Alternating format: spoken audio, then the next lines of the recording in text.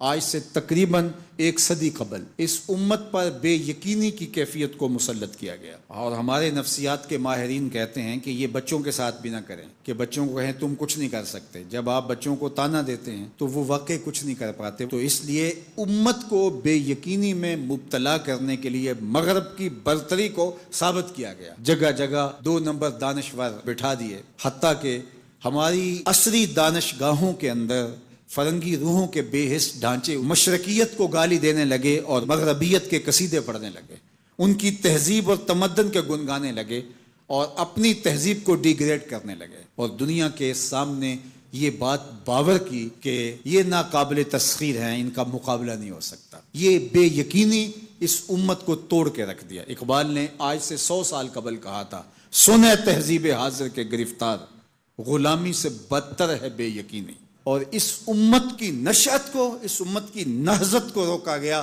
کہ نہیں تم مقابلہ نہیں کر پاؤ گے، اور یہ ماضی کے اندر بھی ہوتا رہا۔ قوم موسیٰ نے کہا تھا ہم تو مقابلہ کر نہیں سکتے، موت سے بدتر زندگی تھی، اور یہ بالکل ہتھیار پھینک چکے تھے۔ پھر حضرت موسیٰ آئے اور ان کو کھڑا کیا، ہمت دلائی، دریائے نیل کے کنارے آئے تو پھر اڑ کے کھڑے ہو گئے۔ چونکہ 12 قبیلے تھے تو کہنے لگے کہ ہم ایک ہی راستے سے نہیں گزریں گے، دشمن پیچھے چڑھا ہوا ہے اور یہ قوم اڑ کے کھڑی ہو گئی ہے دریائے نیل کے کنارے کہ نہیں ہم ایک سوراخ سے نہیں گزریں گے، ہمارے قبیلے الگ الگ ہیں، لہٰذا ہمارے لیے الگ الگ راستے بناؤ۔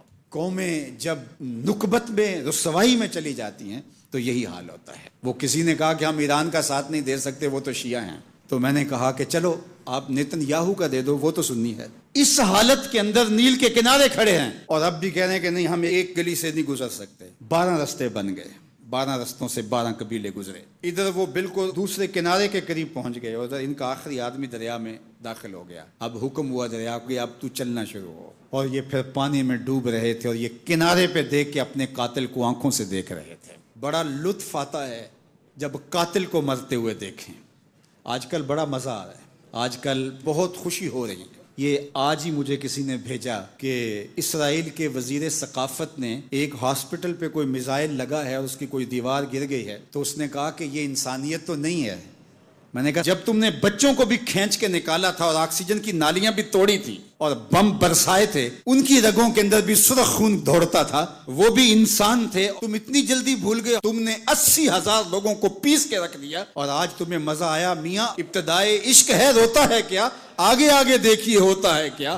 ابھی تو لطف آئے گا، ابھی تو تمہیں پتہ چلے گا کہ درد کیا ہوتا ہے۔ ابھی 1-2 ماہ قبل آئرن ڈوم کی کہانیاں یہ دانشور ہمیں سنا رہے تھے، وہ کہتے تھے وہاں چڑیا بھی اندر نہیں جا سکتی، لیکن پھر دنیا نے میزائل جاتے دیکھے، کیسا خوف زدہ کیا ہوا تھا۔ نہیں ناقابل تسخیر ہے، اس کا مقابلہ نہیں ہو سکتا۔ وہ آسمان سے اترے ہیں، کیوں ان کا مقابلہ نہیں ہو سکتا؟ خدا چاہے تو ممولے سے شہباز کو لڑا دے، وہ تو ابابیلوں سے ہاتھی مروا دیتا ہے۔ تو اللہ جل شانہ کمزور نہیں ہوا، اس کی خفیہ تدبیریں ابھی ختم نہیں ہوئیں اور کبھی ختم نہیں ہوں گی۔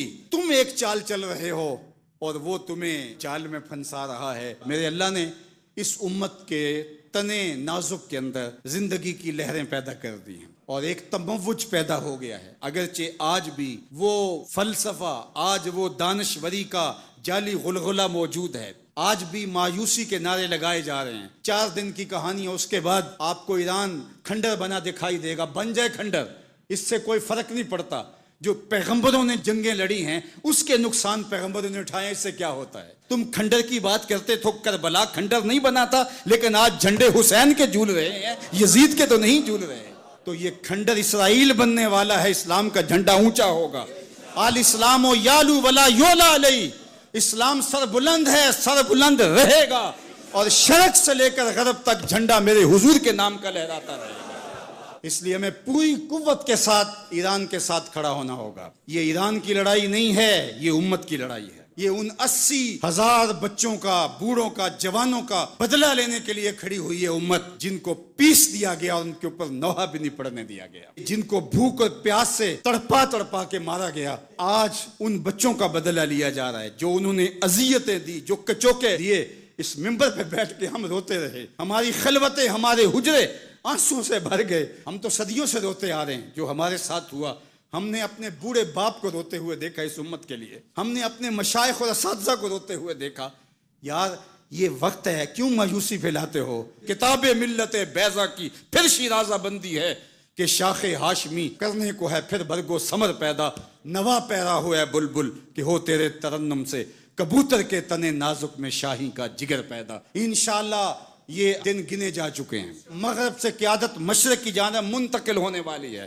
آپ چائنا کے صدر کا بیان پڑھیے، بصیرت اور حکمت سے بھرا ہوا وہ بیان تھا جس نے سینہ ٹھنڈا کر دیا۔ دنیا کی نظروں میں سب کچھ ہے، بس ایک آواز اٹھنی ہے اور دنیا کی نئی صف بندی ہوگی اور مغرب سے مشرق کی جانب قیادت منتقل ہو رہی ہے انشاءاللہ، اور وہ وقت دور بھی نہیں ہے کہ انشاءاللہ اسلام کا جھنڈا پوری دنیا کے اوپر لہرائے گا اور مسلمان سر بلند ہوں گے۔ اور یہ بات ہم عرض کرنا چاہتے ہیں، پوری دنیا بھی اسرائیل کو مان لے، پاکستان کبھی تسلیم نہیں کرے گا انشاءاللہ۔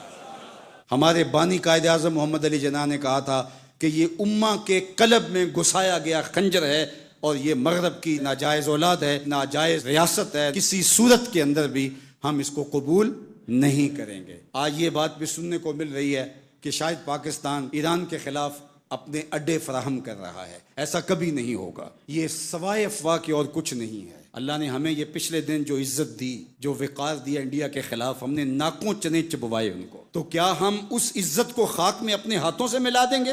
ہم اتنے گرے ہوئے ہیں کہ اپنے ہمسائے ملک کے مقابلے کے اندر ہم اڈے فراہم کر دیں گے؟ کیا ہماری غیرت اتنی بھی نہیں ہے؟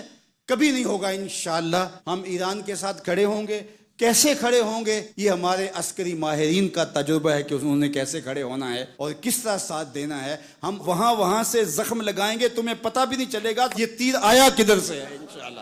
تم چیخو گے لیکن تمہیں پتہ نہیں چل سکے گا کہ یہ پہنچا کیسے ہے، کس راستے آیا ہے۔ انشاءاللہ اب تمہارے رونے چیخنے کا دور شروع ہوا اور انشاءاللہ بیت المقدس ان قریب ایسے مرحلے میں پہنچے گا کہ ہم یہاں کہہ رہے ہوں گے کہ ہم بیت المقدس کے راستے مدینے جا رہے ہیں۔ انشاءاللہ بیت المقدس آزاد ہوگا اور ہم ایسے حج عمرے کریں گے کہ اللہ کے ایک گھر سے احرام باندھیں گے اور دوسرے گھر میں جا کے عمرہ کر کے اور حج کر کے کھولیں گے انشاءاللہ العزیز۔ وہ وقت جلد یا بدیر آنے والا ہے، چونکہ الحق کو یالو ولا یولا الیہ، حق ہی سر بلند ہوگا، جلد یا بدیر اسلام نے ہی غالب آنا ہے اور انشاءاللہ وہ آ کے رہے گا۔